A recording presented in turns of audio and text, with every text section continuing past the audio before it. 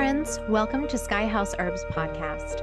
I'm Ashley Ellenboss, a clinical herbalist, and in this space, I share my knowledge and experience with plant medicine to help you on your own journey of healing and transformation. Join me in exploring the ancient wisdom of plant spirit medicine and how it can be used to heal the body, mind, and spirit. We'll talk to experts in the field and share stories from people who've been transformed by powerful plant allies. New episodes are released each Monday, so please subscribe. And now, let's explore this mystical world of plant medicine together.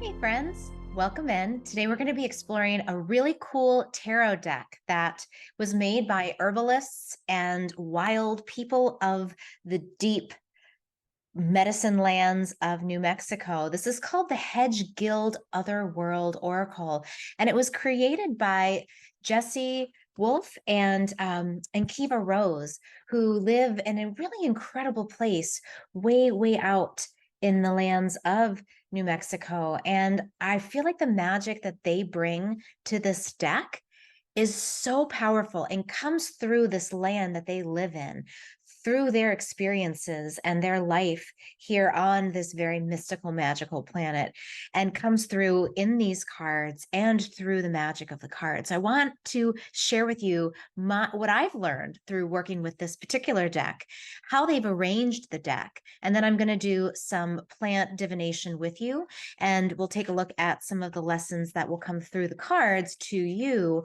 and see how you can find the ways to apply this medicine to the work that you might be doing. So let's dive in. I wanted to first start and read a little bit of a bio from Jesse and Kiva. So they reside and are deeply formed by the wilderness of southwestern New Mexico on a wildlife and botanical sanctuary, 7 rivers crossing from the nearest pavement, and 100 miles of an uninhabited forest to the closest little city. They have been sharing their enchantment and passions through their plethora of books, along with their periodicals, Plant Healer Quarterly, and the free Herbaria Monthly available at the Plant Healer website. They each wrote sections of this. So I'm going to hold up the book here. This is the Hedge Guild Otherworld Oracle Companion. And this is amazing. I mean, this in itself is worth getting because of the way that they explore all of the different concepts of the people, the animals, and the plants of the hedge. And so this is just a great reference book as an herbalist and someone who is interested in looking at the druid and nature worlds that exist beyond the veil. And then they have the cards that come with it. So these are also beautiful. And their artwork on these cards. So this is the back of the deck. And so all of the cards display the same imagery. And then what is so beautiful is that the drawings here were done by both Kiva and by Jesse. So let me just show you a few of the images.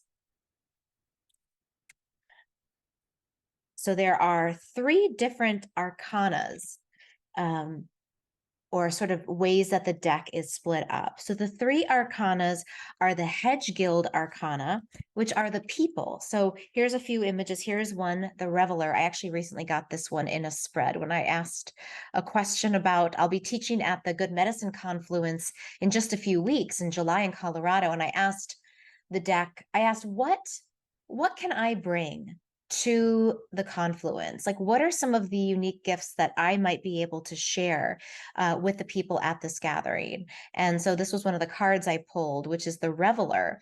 And that was really helpful for me because it was, the idea to bring the work I've done personally on getting in touch with my senses, getting in touch with spaciousness of time, learning how to be playful and bring a sense of adventurousness and playfulness into the classes that I'm going to be sharing. So that was one that was really beautiful to see here. There's also the Enchanter is one of the Hedge Guild Arcana. That looks a lot like Kiva. And then there's other ones that are more masculine archetypes. Here's definitely Kiva. Isn't that beautiful? This is the Plant Healer. Oh, it's not going to show you the face on it, but it is stunningly her. And here's the Woods Bard. Isn't that great? I see a little Jessie in there. And so you'll see that there's a lot of, these cards really beautifully show the people of the hedge. And they give you, one thing that's interesting about this deck is that they're all significators. So Jesse and Kiva say in the introduction that all of the cards represent aspects of you as a significator. Or, we do this in tarot when we do a tarot spread. We look at, who is this spread representing, or we look at who is the person asking the question. And so this, this particular arcana, the significant, or this particular part of the deck, the Hedge Guild, represent specifically the different archetypes of people that are represented in this other world, the hedge world. But certainly the plants and the fauna, they say, are also significators. So they can also point back to you as the querent, you as the person who's asking the question, or they can represent the people that you're asking about. So in that way, you can kind of see the person coming through all three of these different arcanas, all of these three different major representations in the deck. So we've got the Hedge Guild Arcana. The next one is the Hedge Fauna. So these are the animals and also reptiles. So we saw the snake is one card. We have the wild boar. Gosh, these are just beautiful. The hedge hare. This is one of my favorites. Look at that. Gorgeous. And then one that I pulled the other day that was really significantly helpful for me was the stag, which was the image of leadership and the hunt and the search and the quest for knowledge, and being able to take a more, to take a role as a leader in a group or in a place that you find yourself in the circumstances you find yourself in. So that is the fauna. There's more, there's the hedge toad, and it goes on. I don't want to give them all away, but there's a lot of beautiful cards there. And then there's the flora arcana, which are the plants. So here's one of my favorites, the stinging nettle card. There's bloodroot, which I learned a lot about, really interestingly, because they talk about the medicinal values of the plants, how are the plants used? But then there's also a lot of stories about the folklore and ancient Greek myths, and also, kind of obscure facts about the plants that will help you understand why they've shown up in a spread. Here is Datura. We had that growing in Maryland. Boy, that's a plant to be respected. And one of my favorites, yarrow. Look at her. Oh, so beautiful. So when you're doing a spread for yourself or for someone else, there's a diversity in this deck that I really love, that you're getting people, you're getting animals and beings, the four-legged beings, and then you're getting the plant world. So there's a lot of different ways information and answers can come through. Now, let me read you a little bit from the book, because there are the magic of this deck, I think, is best captured in some of the words that Jesse and Kiva wrote about this particular arrangement and how they came to it. So let me just read you this piece. This piece really spoke to me. And this is from the beginning chapter called The Induction. Your Hedge Oracle deck is a pocket-sized imaginarium, a cabinet of curiosities, serving as inspiration and explanation, as medicine, tool, vehicle, augur, and diviner. The word oracle comes through Old French from the Latin oraculum, meaning to speak, and its cards strive to speak to us through the mouths of ancient but evolved archetypes like the seeker, the seer, the hedge witch, the misfit, the wilding, the trickster, the hedge hare, the honeybee, the bramble, the rowan, the magic mushroom. So I love that, a pocket-sized imaginarium. And so the idea is that this deck is something that can come with you. It can go with you on your travels, your adventures from one floor of your house to the next. It can come indoors and outdoors. And it's a vehicle through which exploration and explanation can come together. And for me as a tarot reader and a diviner, the way that I see the real benefit of these cards and the way that I use them is when I'm sitting with something. It can be a question or it can be a circumstance that there's more information I know that's out there that's not accessible to me yet. And so when I know I'm on the edge of something, or when I'm even feeling lost and I need more clarity about something, I'll reach for a deck or I'll reach for the I Ching. I'll look for, a tool, or even sometimes out my window. Looking at nature can sometimes, there's divination in nature. There'll be symbols and signs that come to you that have messages for you. But what the deck does is it gives you very specific archetypes and images and a lot of information so that you can extrapolate for yourself a message and an answer, or maybe not even a definite answer, but a breadcrumb. So what I find when I use tarot cards, especially this deck, is that it just gives me new images that I can start to dissect and look at and explore, that will start to reveal things I already knew about the circumstance or about the question. And I'm like, oh gosh, that's a different way of looking at it, but it makes sense. And then I can start to pull together a larger framework and story for answering that question. Or sometimes specifically the plants come out. I'll do a spread and yarrow will come out. And I'll think about what I know as an herbalist about yarrow, and why would yarrow be coming through today in this particular moment for this particular question. And sometimes it'll be as literal as, I need to take yarrow as a tea. It might be literally, you need this medicine. But it can also just be, what are the archetypes and symbols that yarrow contains that can give me clarity and insight into whatever it is I'm trying to figure out, right? So that's so helpful. It's so helpful to have these tools so that we can explore very different perspectives into looking at one particular question or cause or circumstance. So I love that. Now, let me read to you something else that I found really beautiful from this book. This is about the hedge. So why is it called the hedge? Why is it called the Hedge Guild's Otherworld Oracle? So he says, your hedge is a community of otherness, an association of kindred seekers and artisans, creating enchanted new ways of living, expressing, and manifesting. A clan of seekers in pursuit of shared goals, like the remaking of our culture and the world, the healing of hearts and minds, bodies and spirits. You have entered a fellowship of magical beings who may or may not realize just how magical and empowered you all truly are. So this is an invitation to join a world of other beings. It's not just the cards. It's not just I am asking a question for my own benefit, but it's that I'm entering into a world with other beings who actually might have questions themselves. They're engaging in this world and stepping into this hedge.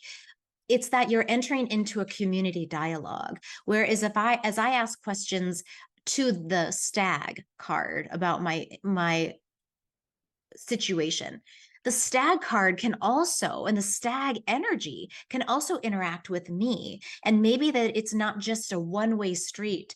This idea here is that we're entering into a world of reciprocity, where my questions and my ponderings can actually influence a larger world shift and larger world paradigm. And I think that's just so beautiful and so amazing to think about, because as we know, the world is not all that we see. There's so much that is happening concurrently that is just beyond our senses' ability to grasp. And we know that time, while it appears linear, is actually way more complex than that. And so in what ways is my engaging with these oracles and this archetype also maybe influencing past and future questions and answers and explorations? So it's like, stepping into a big pool that is constantly refreshing itself through time and space, with other entities, because these archetypes are sometimes, I think of them, they don't just exist kind of out there in an imaginary world, but they're around us all the time. And I know for myself as a creative, when I have ideas of things to teach or things to make, I know that if I don't make it or teach it, somebody else will, because it's an idea. And ideas are like little sprites that float around, and they're just waiting for someone to catch them. They're like, you're going to be a good suitor. Let me just drop into you. But if the idea comes into you and you don't do anything with it, it'll move on to someone else. And so in the same way, these archetypes, they're floating around us and they can engage with us. We can engage with them. And it can be a missed opportunity if we don't grab that. All right.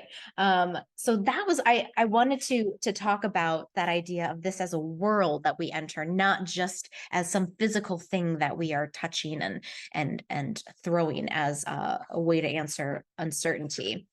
All right. The next thing I want to talk about is what the cards do. They do two things in particular, and so this is the way that Jesse and Kiva talk about the way that the cards, the way that they can tell us things. So the first way is that they can tell us that we may need more clarity about ourselves, our feelings, about a situation, effort of ours, or influence or threat. Secondly, they can remind us of what abilities we come equipped with. It can suggest cues or directions for us to follow. So again, this is the idea of the significator, that the cards can actually show us, qualities about ourselves, or they can offer clarity around parts of ourselves that we're not able to see or we haven't seen until that moment, or reminding us of things that we've already known and can give us direction and guide us in a certain way. And so I think those are two really magical ways that we can interact with the cards. All right. So lastly, I wanted to tell you the two suggested spreads that they recommend for using this particular deck.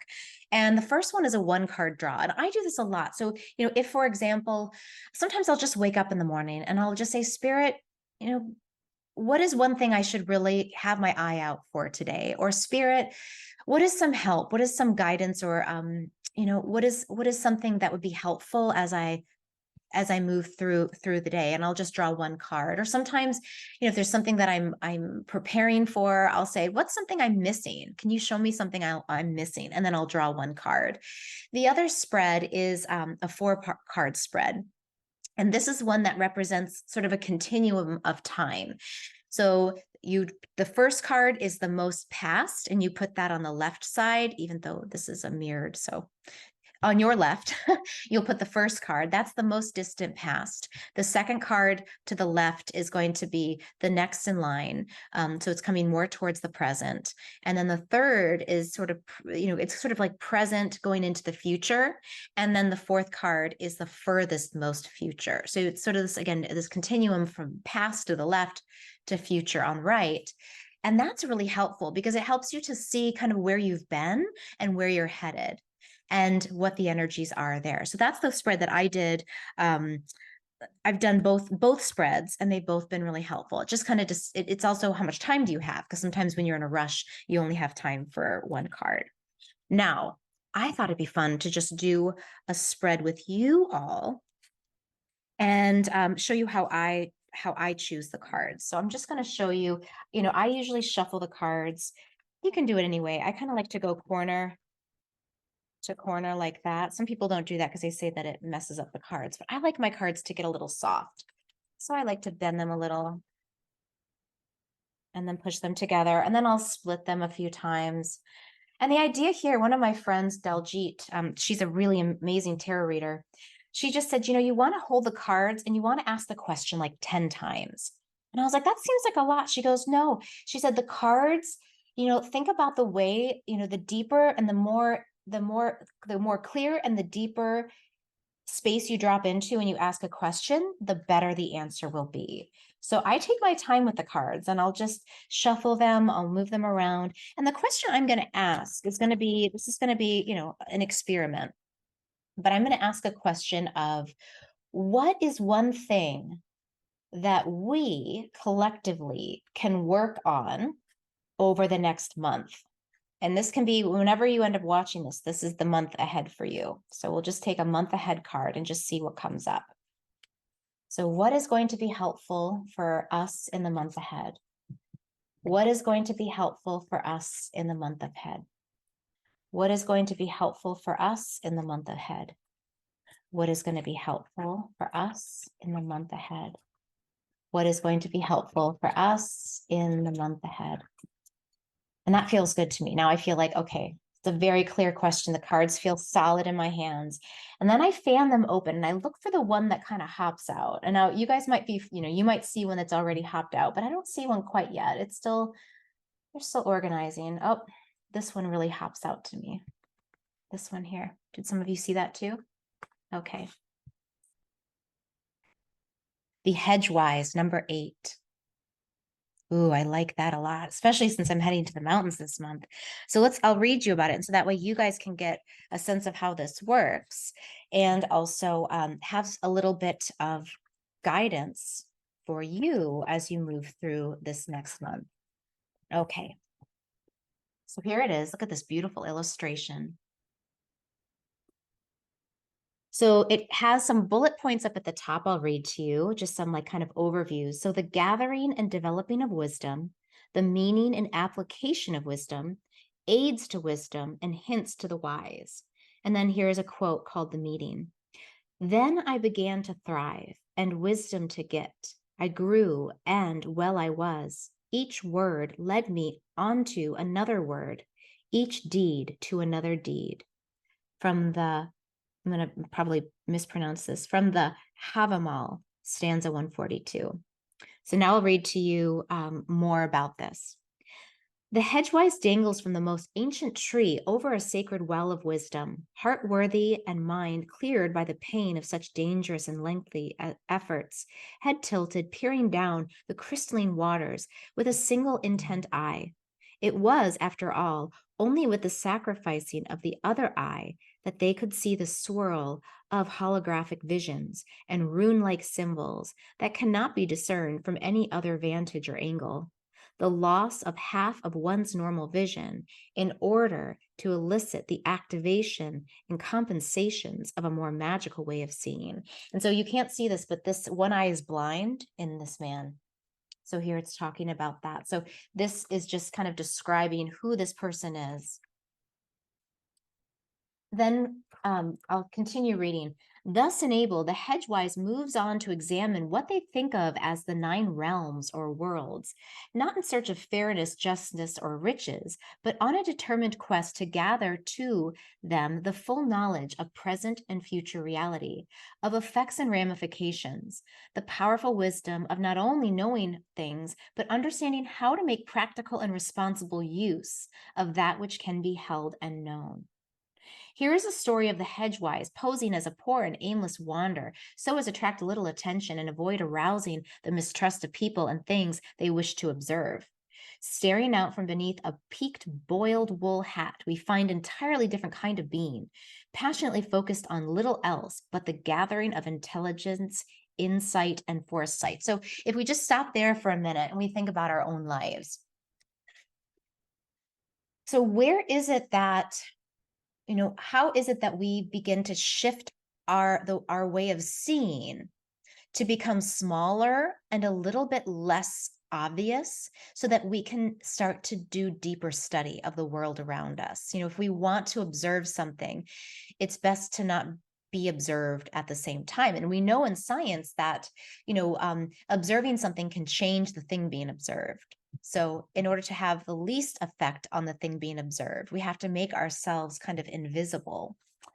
All right, now the rendering.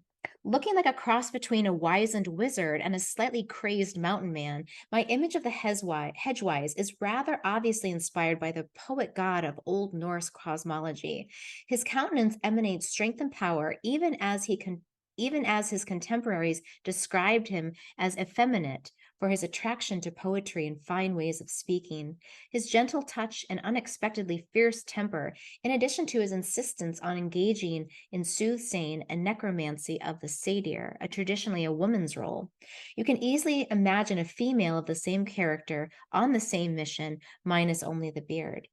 So again, this is a little bit more about this particular card. And so for ourselves, like this balance, this effeminate energy that makes us maybe more able to see things if we can embody the masculine and the feminine. Now, here we get to the lessons of the draw. This tells us about why you might have drawn this card, why we drew this card. What is it? What are the lessons that are at hand?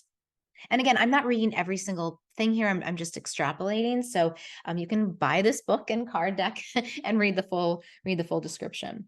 So here's the quote. It is the province of knowledge to speak, and it is the privilege of wisdom to listen. Oliver Wendell Holmes, The Poet at the Breakfast Table, 1872. With the Hedge-wise card in your hand, you are encouraged to increase and intensify your listening and learning, your search for integration of and application of wisdom.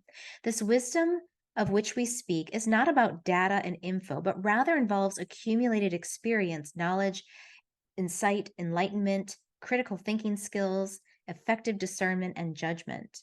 The well beckons if you get far enough out on a limb to see past the mirroring reflections, light refractions, and the illusions that such brings. For effective holistic wisdom, what price would you be willing to pay? What commitments and oaths would you be happy to pledge and keep? What would you be willing to give, to sacrifice, to let go of? Would you trade some portion of mundane vision for special sight, for previously inexplicable alternative visions of a world uninhabited by assumption, dogma, and commonplace? To become wise, whether in your current situation or throughout your life, requires that you not only see what you hoped to, but also that which seems to contradict your presumptions and preferences. Consider quietly or even surreptitiously insinuating yourself into positions where you can not only observe, but experience, participate, and then test by attempting to apply your new discoveries, understandings, and skills. So, to me, one of those things says is like, it's time to not only observe and take in information, but to test it, to put it to use. So I'm just thinking about, myself and maybe my situation. Maybe you can think about your own situation. And what have you been maybe starting to observe or find interest in? Like, are there any new topics or new crafts or new plants that have been piquing your interest? And maybe it's time to engage in a deeper study of one of those things, or all of those things if you have the time. But what is calling to you, and how do you listen and take notes, observe, reflect, look for things that maybe you didn't want to see, because that's always a part of learning, right? What's going to challenge your assumptions? And then how do you test that knowledge? Logic is but one route to wisdom. Conscious and considered feeling is another, as are mystery, curiosity, experiencing, creating, recombining, and aspirational dreaming or envisioning. All right, I'm going to close with this one, and then I'll tell you more about how you can get this deck. It is wise to accept how little it is that you actually know and what you could most benefit by learning. It is wise to ascertain your true identity, abilities, gifts, challenges, and wise to look at what can be grown, adapted, or improved. It is wise to notice, listen, and delve and heed instead of mainly claiming and exclaiming. Wise to measure, weigh, and balance. Wise to follow your heart and tend your spirit. Wise to know what depletes or dishonors you, what might limit or pervert or sabotage your intentions and goals. Wise to know where you are and what direction you are going. Wise to factor in potential consequences, results, ramifications many steps on down the line. Wise to realize what brings you joy and fulfillment and to maximize and utilize such things. That's good, right? So how are you going to do that? How are you going to identify your gifts, your challenges, and how are you going to apply that wisdom into whatever it is that you're exploring? It's a really good question. So usually, here's what I do when I get something like this is I get out my colored pencils and I get out a blank piece of paper and I draw. And usually I don't know exactly what I'm going to start with, but usually I have kind of one idea. So, I might say teaching, because that's something I love to do. So I'll just start with maybe the word teaching in the middle. And then I'll just sort of see what comes out of that. What do I want to explore in more depth? What are the images that come through in terms of my curiosities? And how am I going to create more time to give to those things? And then the process might be, even more so, this, because of this image, is how do I take on wisdom? how do I take on the seer who can see things in a completely different perspective? So maybe as I'm drawing and I'm identifying the things I want to explore more deeply, I consider my own blocks, my own shortcomings. That can be cultural or familial, ancestral, right? Where do I get blocked in seeing things as they could be? And then I'll just go from there, right? Because we don't know. I don't know. But that's where I would start with this. And then over the course of the month, keep your hand on that pulse and follow it through and test it and keep inquiring. So this is a really, I love this. Wasn't that cool? So amazing. So let me tell you a little bit more about where you can find this book. So the Oracle Companion can be found on planthealer.org. That's their website. They have a lot of different places where you can find them. They're on Instagram. That will link you back to their information. And what I'll do is in the description of this talk, I'll include several links directly to this Oracle, to Plant Healer's website, to the Confluence if you want to come join us in Colorado this year or next. And I'll include contact information for Jesse and Kiva in case you have questions about their Oracle deck. Again, I strongly recommend, if you love to do tarot, or even, if you're brand new or you're experienced, this deck is amazing. It also has a very small little kind of handheld overview of the deck and how to use it. It comes with a nice box that holds them all together very well. And yeah, they're just beautiful, beautifully done cards. So thank you for listening, for watching. I hope you learned something. Maybe some things really stood out for you in this deck or in today's spread that we read together. And as always, if you like this video, you can follow me. I am on YouTube a lot. I'm on Instagram. You can find me at Sky House Herbs. You can also find me, my YouTube is Sky House Herbs, and my Instagram is also Sky House Herbs. So come follow me, hang out with me. We'll do more things like this on my channel. And I hope you all have a wonderful rest of your day. Bye.